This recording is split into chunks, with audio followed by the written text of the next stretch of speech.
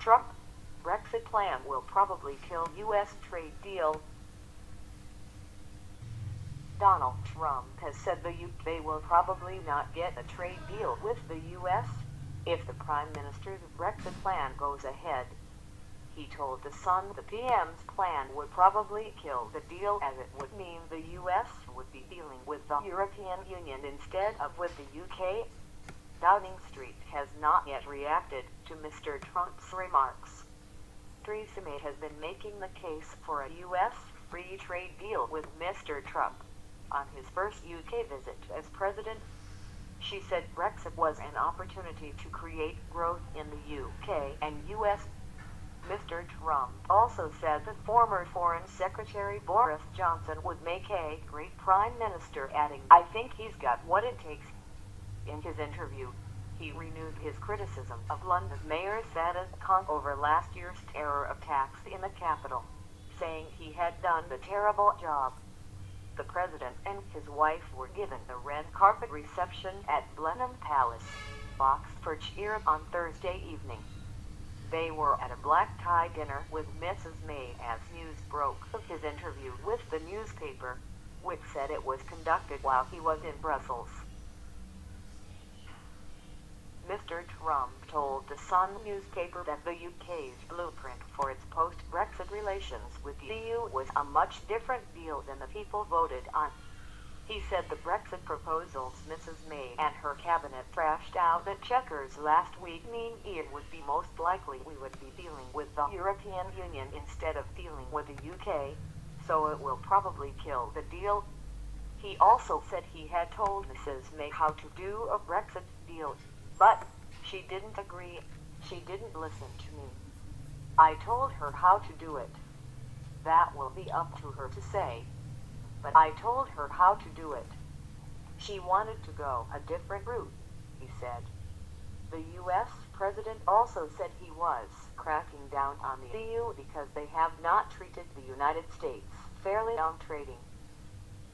The BBC's political editor, Laura Kuenssberg, said Mr. Trump's interview had driven a bulldozer through Mrs. May's claim that the UK would be able to get decent trade deals with the wider world while sticking to the EU rules. UK reaction to the president's remarks has been mostly critical. Conservative MP Sarah Wollaston called them divisive. Dog whistle rhetoric added, "If signing up to the Trump worldview is the price of a deal, it's not worth paying." Labour MP Phil Wilson, supporter of the People's Vote campaign which calls for a public vote on the final Brexit deal, said Mr. Trump's comments showed the Prime Minister's botched Brexit proposal was worsening hour by hour. He said, "She has pinned all her hopes on getting a trade deal with Donald Trump, but instead the U.S. president has explicitly backed and strengthened those who advocate a disastrous no-deal Brexit." Mr. Trump's comments came on the same day the UK government published its proposal for its long-term relationship with the EU. The long-awaited plan is aimed at ensuring trade cooperation with no hard border for Northern Ireland and global trade deals for the UK. But leading Brexiteers Boris Johnson and David Davis resigned from the cabinet days after ministers reached agreement on the plan at Chequers a week ago. Responding to an earlier suggestion by President Trump that the British people were not getting the Brexit they voted for, Mrs. May said, "We have come to an agreement on the proposal we are putting to the European Union which absolutely delivers on the Brexit we voted for."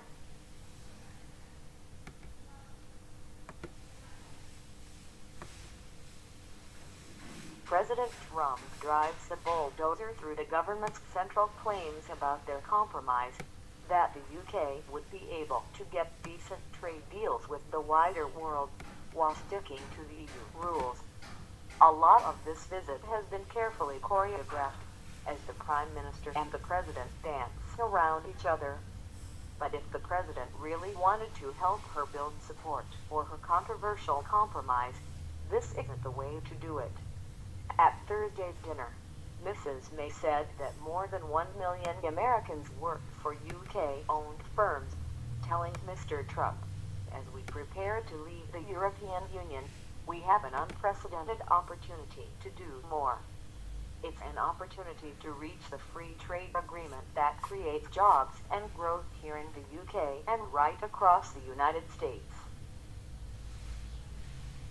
As Mr. Trump arrived in the UK, protesters gathered outside the U.S. ambassador's residence in Regent's Park, London, and an estimated 1,000 of them demonstrated near the palace, the birthplace of wartime Prime Minister Winston Churchill. John Rees of the Stop the War group addressed protesters, saying of Trump, "He's a wrecking ball for race relations. He's a wrecking ball for prosperity. He's a wrecking ball for women's rights. He's a wrecking ball for any peace and justice in this world, and we have to stop him." On Friday, Mrs. May and Mr. Trump will go to watch a joint counter-terrorism exercise by British and U.S. Special Forces at a military base. The pair will then travel to Chequers, the PM's country residence in Buckinghamshire, for talks with the Foreign Secretary. Extra security is in place to police the protests. More are planned for the second day of Mr. Trump's visit. The President and First Lady will travel to Windsor on Friday afternoon to meet the Queen, before flying to Scotland to spend the weekend at Mr. Trump's Turnberry Golf Resort. This part of the visit is being considered private.